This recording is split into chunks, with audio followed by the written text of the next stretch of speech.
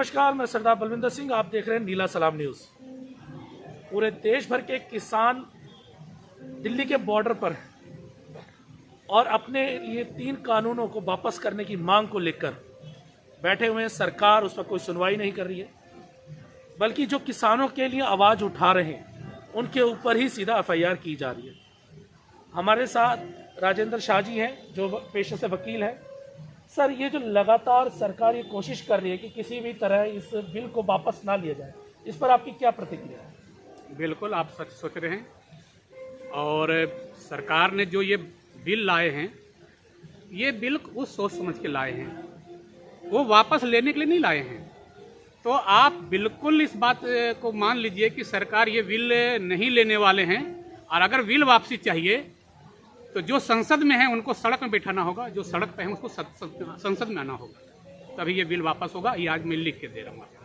यही बात मनमोहन सिंह के टाइम में आया था, जब दिल्ली में बहुत बड़ा आंदोलन हुआ था लोकपाल के नाम पर, और उसमें उनके मंत्रियों ने साफ कहा था कि जिसको लोकपाल चाहिए वो संसद में आइए। और बात वही हुई कि लोगों को उसकी लड़ाई लड़ी और दिल्ली की सत्ता लिए लोगों ने उसके नाम पर कही। तो ये सरकार ने बहुत सोच समझ के बिल लाया है, कोई भुलावे में नहीं लाया है। इसकी तैयारी इन्होंने बहुत सोच समझ के कर रखी है। तो इसीलिए आप बिल यहाँ से सरकार से वापस होने की कोई उम्मीद नहीं है।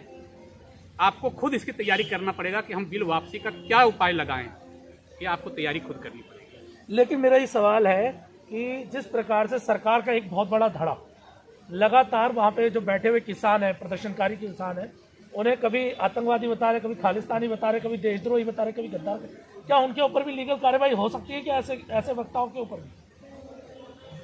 जो ये बात बोल रहे हैं वो कौन है? वो सत्ता के ही प्लांटेड लोग हैं।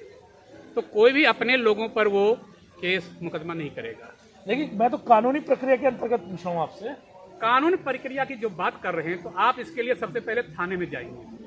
थाने में उन्हीं के लोग बैठे हुए हैं, तो वो उनके खिलाफ FIR नहीं लॉन्च करके आपके खिलाफ कोई ना कोई तरह से FIR लॉन्च करेंगे।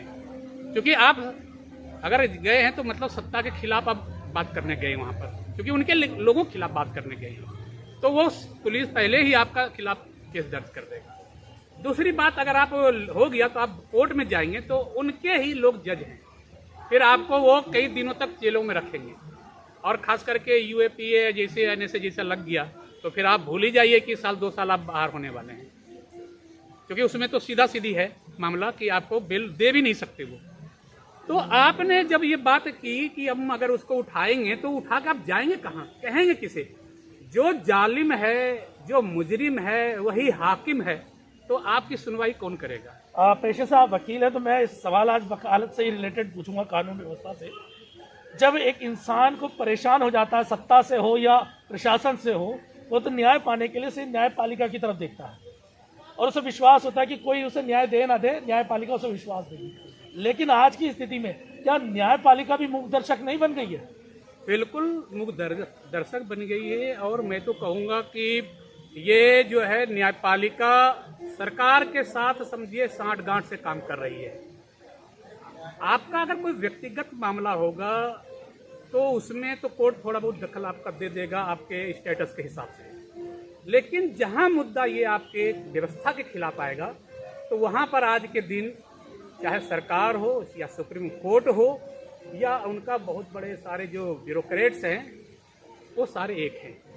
वो आपको 3 तरफा वार करेंगे और आपको किसी तरह से वहां से निकलने नहीं देंगे। ये तो आप बहुत बड़ा प्रश्न चिन्ह उठा रहे हैं न्यायपालिका के ऊपर।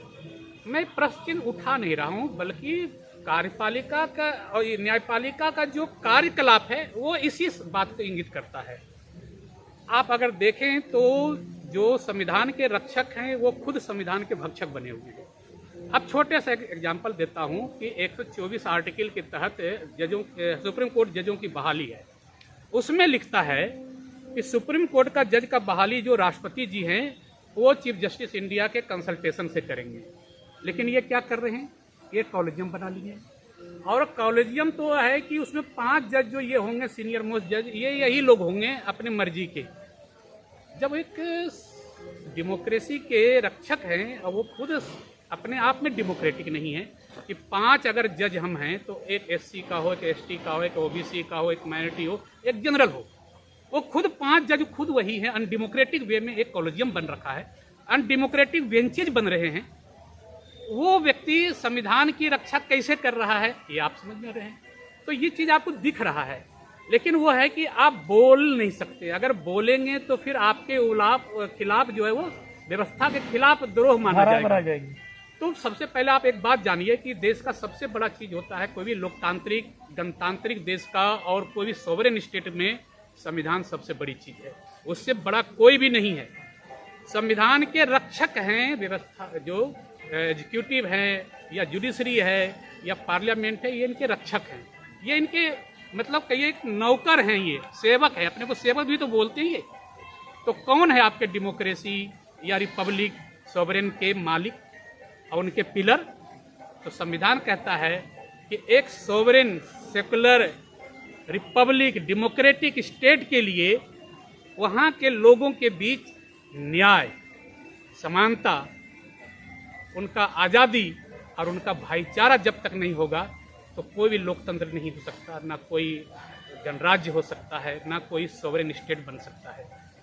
आपको एक उदाहरण बहुत सिंपल से दूं इसमें कि 42वां संशोधन में 3 वर्ड जोड़े गए थे इसमें, सेकुलर, सोशलिस्ट और एक इंटीग्रिटी वर्ड। बहुत लोग भूल गए हैं कि इंटीग्रिटी भी एक वर्ड जोड़ा गया था वहाँ पर। बाबा साहब के सामने ये बात आई थी, उन्होंने कहा कि मैंने लिखा है कि जस्टिस, इकोनॉमिक, पॉलिटिकल, सोशल।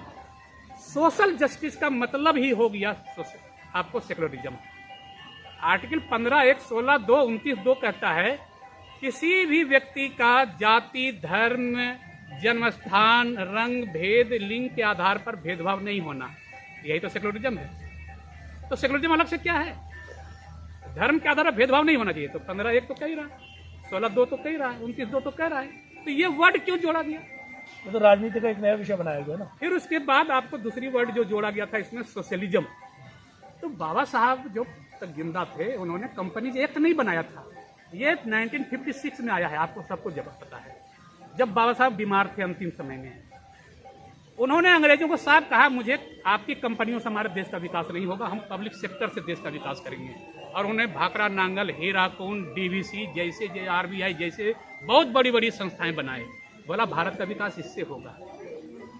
तो उन्होंने कहा सोशलिज्म ऐसे आएगा, आपके प्राइवेट कंपनियों सोशलिज्म नहीं आएगा। फिर उन्होंने कहा था कि इंटीग्रिटी ऑफ द नेशन नहीं होता है, यूनिटी ऑफ द पीपल होता है। फ्रेटर्निटी में था यूनिटी ऑफ द इंडिविजुअल्स। तो उन्होंने कहा देश जो बनता है लोगों से बनता है। अगर जमीन से देश बना होता तो आज अंग्रेजों के इतने देश नहीं होते, मुसलमानों के इतने देश नहीं होते। वो एक होता, धर्म के भी आधार पर होता, तो जमीन के आधार पर होता। तो पहले हम लोगों को एक करें, जिस दिन हमारे लोग एक हो जाएंगे तो जमीन पर क्या, पानी में भी वो देश बना लेंगे। तो ये है यूनिटी ऑफ द पीपल, ना कि इंटीग्रिटी ऑफ द नेशन। तो जमीन के टुकड़े से देश नहीं बनता है, लोगों से देश बनता है। तो ये जो क्यों आया, 71 का वार जब हुआ था तो मुसलमानों में एक रोष हुआ कि एक मुस्लिम कंट्री को डिवाइड किया गया है। तो उसको रोकने के लिए इन्होंने जो है 1976 में 42वां संशोधन ला करके मुसलमानों को अपने अंदर लाने के लिए एक सेकुलर वर्ड जोड़ करके, और ये कांग्रेस ने जो दलित, ब्राह्मण और मुस्लिम का कॉम्बिनेशन बनाया, वो मेन वजह था कि कैसे इसको रोका जाए। सोशलिज्म इसलिए लाया गया कि 74 में जो कांग्रेस की सरकार चल रही थी वो बामपंथियों के कंधे पर चल रहा था, और उसको सेटिस्फाई करने के लिए सोशलिज्म वर्ड जोड़ा गया। और लोगों को जो राजनीतिक भागीदारी देनी थी, बाबा साहब का कि अगर राजनीतिक भागीदारी देंगे लोगों को तो देश की इंटीग्रिटी अपने आप बन जाएगी। आप सत्ता में भागीदारी नहीं बनाएंगे तो हर आदमी अपना बिखराव चाहेगा, अपना अलग पद चाहेगा। अब पद अलग चाहेगा तो अलग राज्यों की मांग करेगा, अलग देश की मांग करेगा। तो उनको सत्ता में पॉलिटिकल जस्टिस दीजिए सबको। तो उसको रोकने के लिए इन्होंने इंटीग्रिटी ऑफ द नेशन की बात की कि नहीं, देश टूट जाएगा अगर आप पॉलिटिकल हिस्सेदारी मांगेंगे तो देश का विखंडन हो जाएगा।